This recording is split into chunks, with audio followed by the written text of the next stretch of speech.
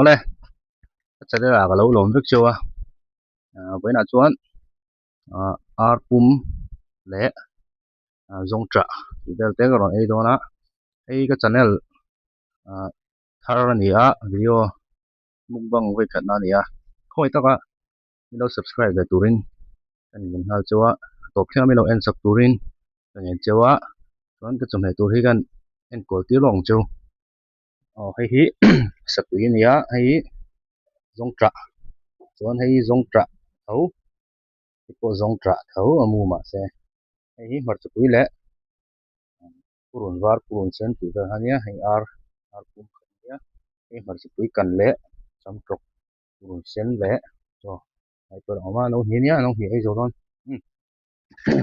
ole ai senang o tram to bo sa pui kan choma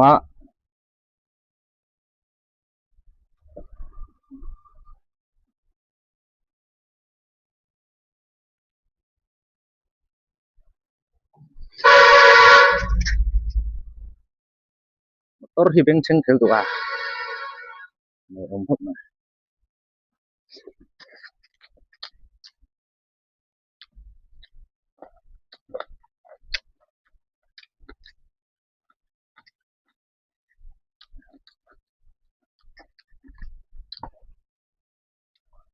ma so po na hang kal long si ha wa an tuan do them section do na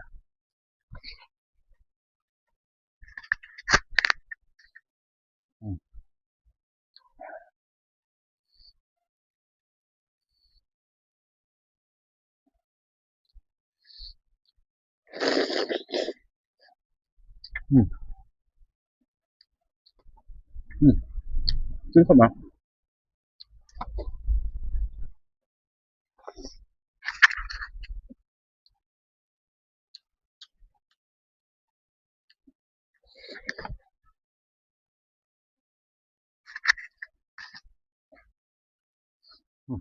mà tập nữa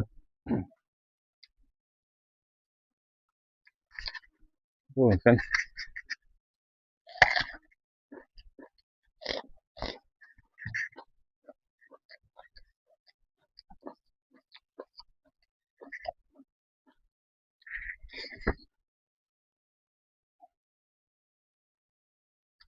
sáng chọc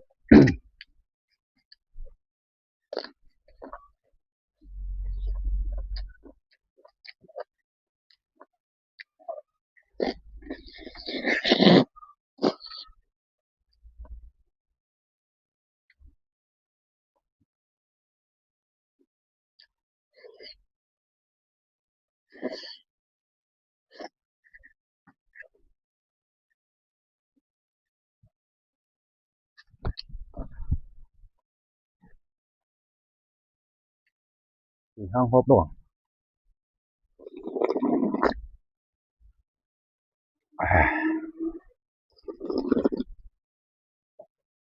à giống trận một phun to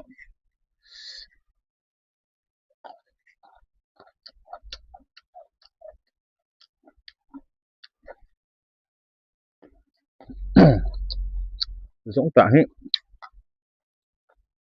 hay là khuất sập thay hậu tên ấn độ anh chỉ trọng nó dâu hậu hàng gần đâu đủ rất là rồi thay hậu tu tiền không tăng chân amu phun to amu ống to amu chế hiện ấy thế nào đấy nên chú mình dâu tu bil bolo có trái gần bol na Asia thấy trong Asia thấy đét đét đi trong cái Asia ta cần ấy hay là lâu đủ đến rồi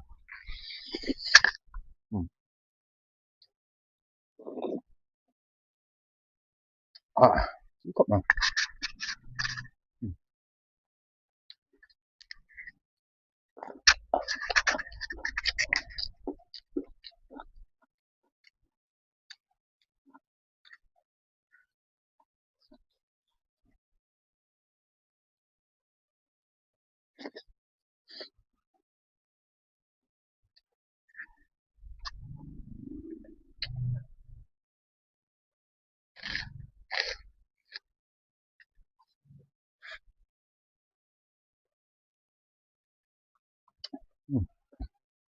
Bardzo trójkowa.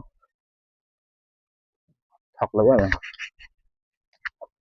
Ấy lép lép cái sao.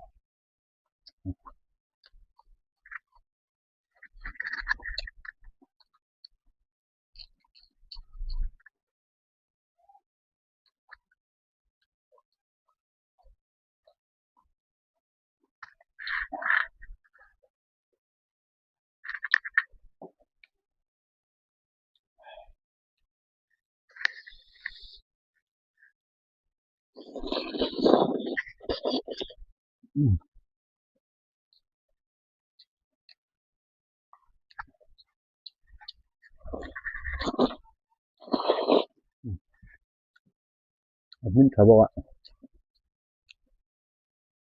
Cứ không nào.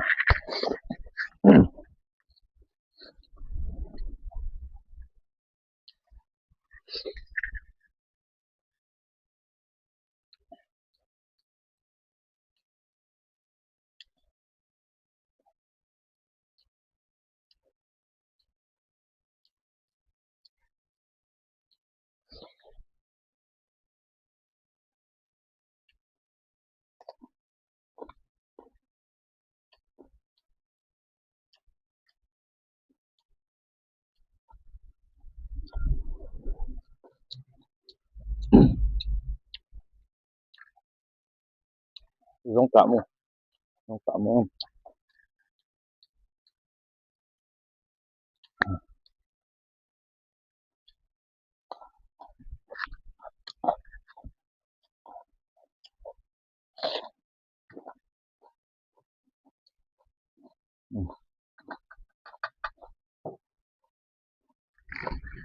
À,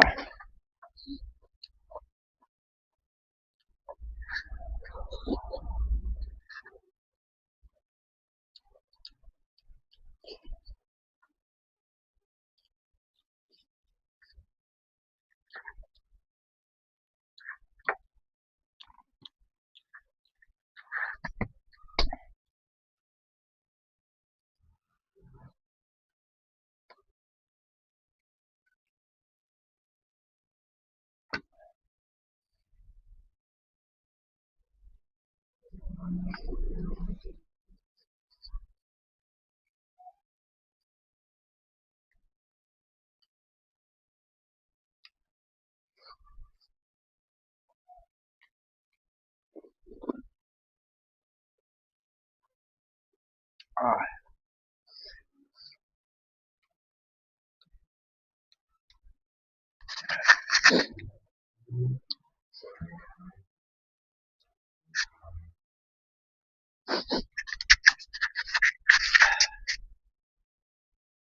Dạ.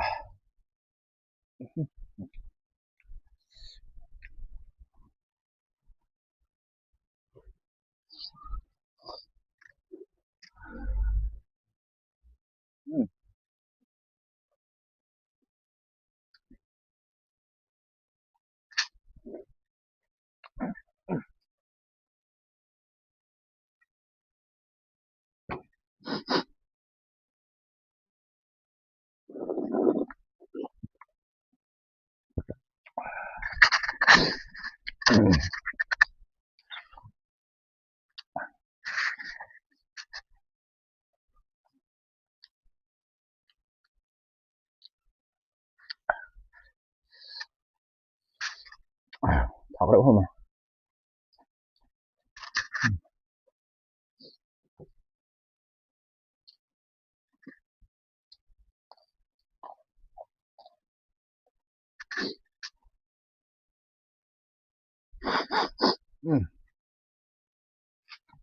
Anh lúc này.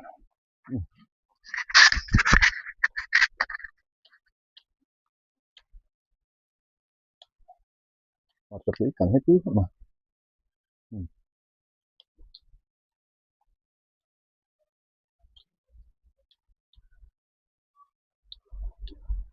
Nó hết thật tôi nềm được. Không tập hết. Tôi nó hề thêm.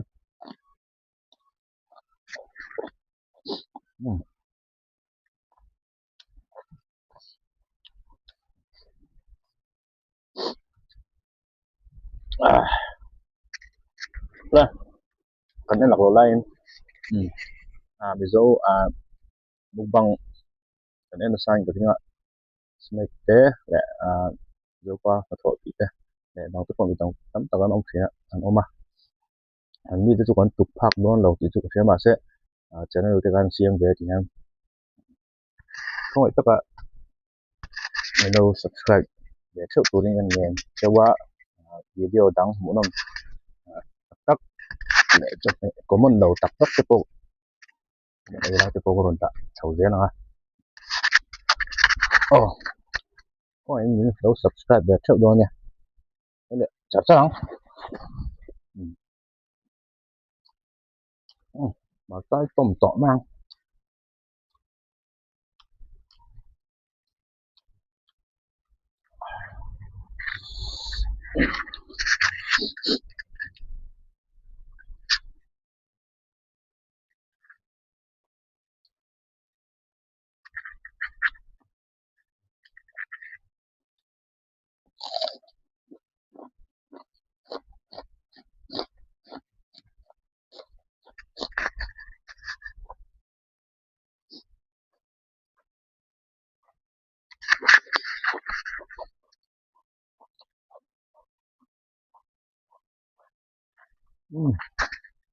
ủa cái là về à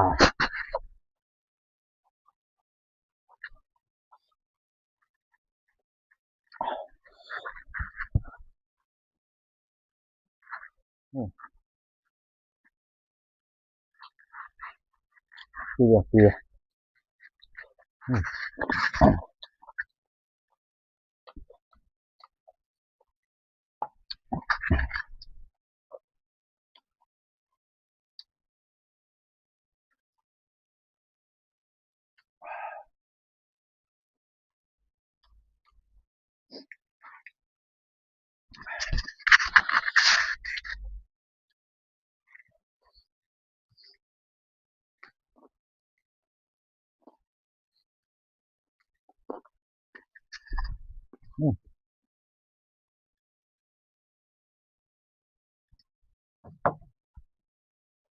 một cái thứ hết cùng thinh ra hết gì cả cả hai cái tiếng ra tốt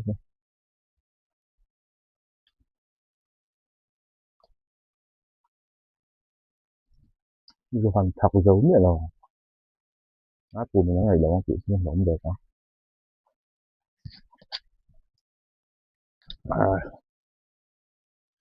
thì là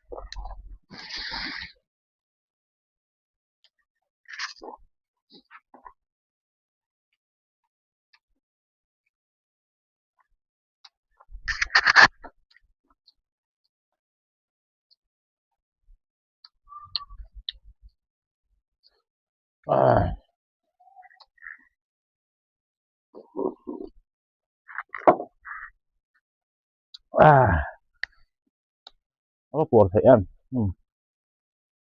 nó bật rất nhiều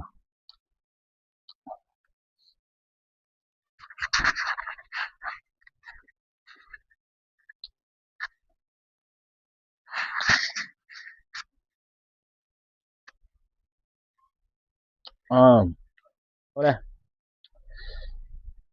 cái video te mỗi năm kia lâu đủ để đi chuan mỗi tất nhiên subscribe mình không phải sub là video lại cái kênh lại triệu thôi nè đó